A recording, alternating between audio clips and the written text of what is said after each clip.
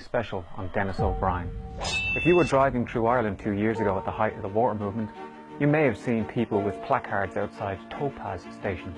Some people may have questioned why there were protests outside these specific petrol stations. Those petrol stations were owned by billionaire Dennis O'Brien. In 2012, IBRC, formerly known as Anglo-Irish Bank, sold SiteServe to Dennis O'Brien. GMC Sierra, the company that was installing water meters, was a subsidiary of SiteServe. SiteServe owed Anglo-Irish Bank €150 million. They wrote down 100 million of this. Dennis O'Brien got SiteServe for 45 million. So not only did he get it on the cheap, but the company's debts were written off at the expense of the taxpayer. Dennis O'Brien also used his control of the Irish media to push a line that was in favour of water charges. On the one hand, the man owned the company that was installing the water meters.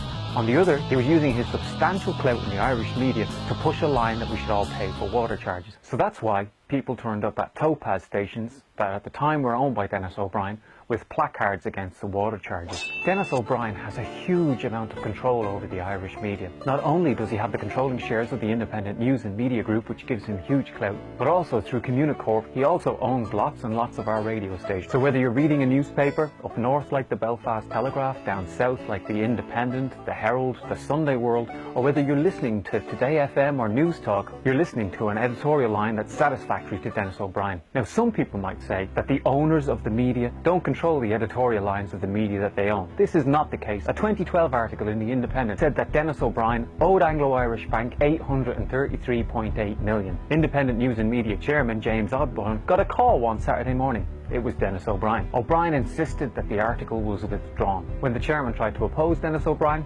O'Brien used his controlling shares in INM to vote him off the board.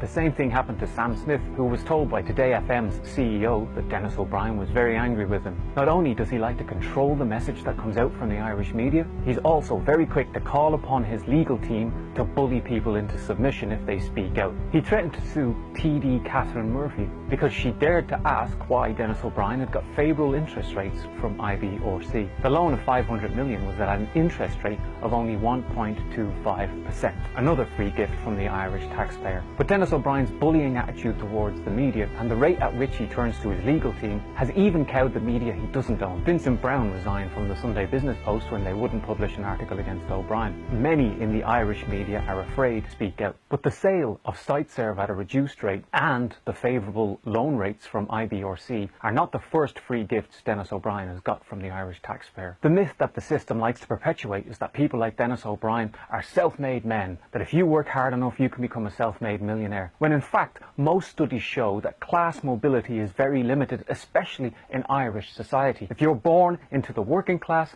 you're more likely to die in the working class. If you're born into the elite, then you're more likely to remain a member of the elite. Dennis O'Brien had a privileged childhood. His dad was the owner of Plus Vital, a horse medicine company. He went to the high school in Rathgar, a fee-paying school, where parents pay thousands a year to make sure that their children get the connections they need to live the life of a member of the establishment. O'Brien then went on to UCD, where one of his tutors said he wasn't the brightest. So how did this privileged son of a company owner who wasn't the brightest become a billionaire? Well, when he left UCD in 1982, he got a job with an aircraft leasing company, but that didn't really give him his fortune. His fortunes really came in the 1990s and on the back of bribing politicians. In 1991, he set up the ESAT Telecom Group. They won the right to lease public telephone lines to private companies. But it was when Ireland's second mobile phone licence came up that Dennis O'Brien really moved into the big time. And he did this by bribing Michael Lowry. After being granted the second mobile phone licence in 1995, Dennis O'Brien made 2 payments to Fine Gael politician Michael Lowry in 1996 and 1999, totalling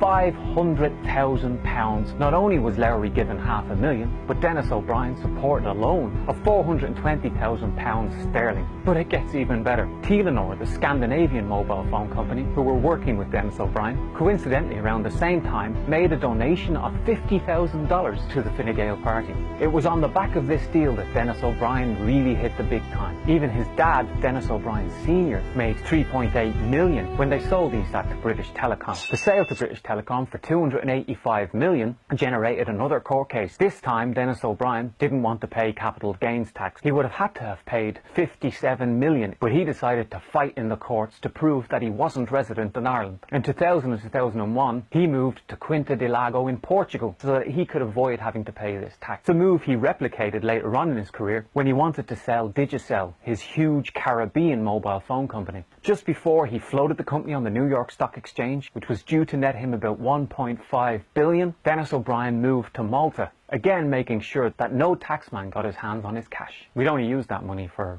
hospitals, houses. So far from being a self-made man, Dennis O'Brien, like many members of the Irish rich, made his cash because he took handouts from the Irish taxpayer. And it's something that runs in the family. When Dennis O'Brien sold BB Coffee and Muffins, about 100 outlets that sold coffee and cakes, he sold it to a consortium which included his nephew. Now the nephew got the funds for this 10 million sale from the state-owned Ireland Strategic Investment Fund. And the Strategic Investment Fund got the money from the Pension Reserve Fund. So yes, that was your pensions. Money that should be to keep us in our old age was used to sell a coffee and muffin chain from Dennis O'Brien to his nephew. More free gifts from the taxpayer for the Irish rich. When Dennis O'Brien Sr., his dad, passed away in 2016, the attendees at the funeral were like a who's who of Irish capitalism. Everyone, from Brian Cowan to Sean Fitzpatrick, and even Bono turned up. This golden circle of wealthy billionaires and millionaires, protected by a corrupt judiciary, a corrupt Gardaí, and corrupt establishment political parties. Dennis O'Brien represents everything that is wrong with Irish society. A rich, privileged parasite who has used his connection to the establishment political parties and to the state machine to take money from the taxpayer. Money that we could have used to do social good, but instead it goes to helping him accumulate billions and billions more.